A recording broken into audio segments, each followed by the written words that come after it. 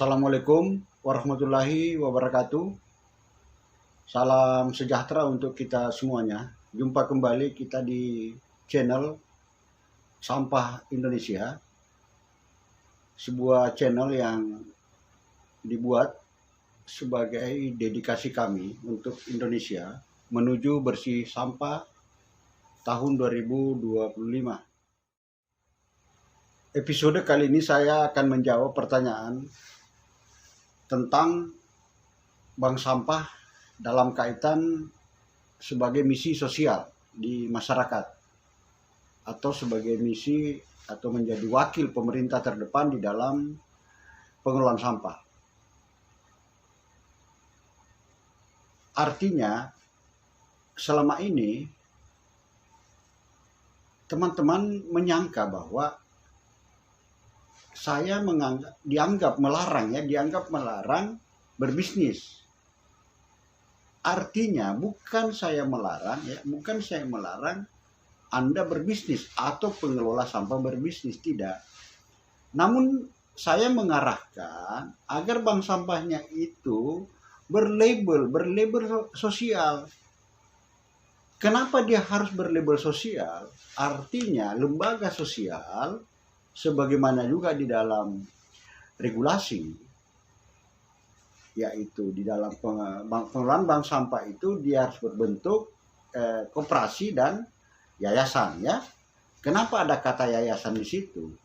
Sebenarnya itu kalau Anda tidak melabel secara profesional kelembagaan Anda sebagai lembaga sosial atau lembaga nirlaba, maka ada perbantuan yang berlabel sosial yang Anda tidak dapatkan. Nah itu. Nah, dari sana muncullah yang Anda tidak sadari, bancakan korupsi yang dilakukan oleh oknum-oknum, baik dari pemerintah pusat maupun pemerintah daerah. Di situ ada ruang di situ masuk. Karena Anda sendiri bagi pengelola bank sampah sendiri atau pengelola sampah terdepan, khususnya berlabel bank sampah, itu tidak menunjukkan kelembagaan sosialnya secara profesional. Artinya Anda mencampur aduk antara sosial dan ekonomi. Nah, itu persoalannya. Bukan di dalam beberapa pernyataan saya yang mengoreksi termasuk di dalam buku saya, bukan berarti saya melarang Anda berbisnis. Tidak, hanya mengganti baju istilahnya. Pada saat Anda turun di masyarakat mensosialisasi, itu Anda pakai baju sosial, baju bank sampah. Nah, pada saat selesai Anda bersosial, tentu di situ ada efek ekonomi yang ditimbulkan daripada aktivitas sosial Anda. Di situ baju Anda berganti menjadi baju kelembagaan. Itulah yang masuk di konteks di primer koperasi pengelola sampah. Primer koperasi pengelola sampah ini, para pengelola bank sampah secara pribadi ini yang memiliki primer koperasi ini. Jadi milik bersama di dalam satu kabupaten. Dalam satu kabupaten itu berdiri satu primer koperasi. Di setiap desa, di setiap desa atau di setiap kawasan-kawasan timbulan sampah itu membentuk bank sampah unit. Sebenarnya itu konteksnya sebenarnya. Jadi di dalam satu kabupaten punya rumah bisnis bersama, itulah primer koperasi pengelola sampah, dimiliki secara bersama, bukan kelompok tertentu saja. Nah, itulah alur daripada efek ekonomi yang timbul daripada pekerjaan sosial Anda yang berlabel tadi bank sampah yang bekerja secara sosial, itulah yang dikelola oleh koperasi Anda sendiri. Jadi sangat jelas di situ. Jadi memang dia harus dipilah fungsinya. Jadi setelah fungsi berpisah di situ, terpilah di situ muncul sangat jelas hak dan kewajiban, ya, hak dan kewajiban. Ada hak Anda dan ada kewajiban Anda. Begitu juga pemerintah, dia punya hak, dia punya kewajiban memfasilitasi secara sosial. Nah, di koperasinya pemerintah tidak berkewajiban, artinya membantu langsung begitu, memberi donor, istilahnya bantuan sebagaimana kepada koperasi tadi. Nah, sekarang nggak bisa amburadul gitu loh ya. Yang rugi siapa? Adik-adik sendiri, para pengelola sampah. Yang rugi kalau adik tidak memilahnya di situ loh. Jadi ada pemilahan. Orangnya bisa satu, tapi kapasitasnya bisa sosial dan ekonomi. Itu maksudnya sebenarnya. Jadi bukan lagi-lagi bukan saya melarang Anda berbisnis.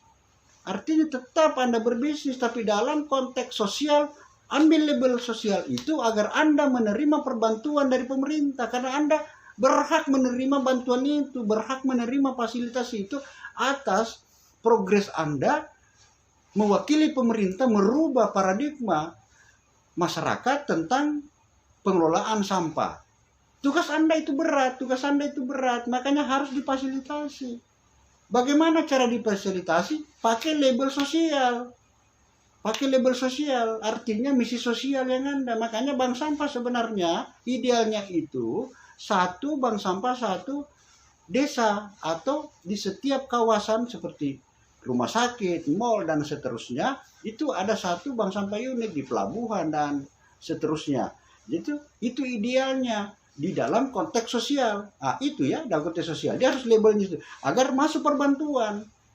Nah, sekarang nggak bisa dikasih bantuan Anda itu kecuali yang dekat dengan oknum. Yang dekat dengan oknum ya, itu yang menikmati. Anda yang tidak dikenal, Anda tidak nikmati. Yang melawan ini sebenarnya semua dari konsep-konsep yang sering yang saya berikan itu adalah para oknum yang korup di birokrasi, termasuk mitra-mitranya di oknum-oknum nakal dari pengusaha. Nah, itulah sebenarnya yang menjadi pertentangan sebenarnya. Jadi bukan saya melarang Anda berbisnis, tidak. Meminta Anda memilah antara aktivitas sosial Anda yang wajib Anda difasilitasi oleh pemerintah.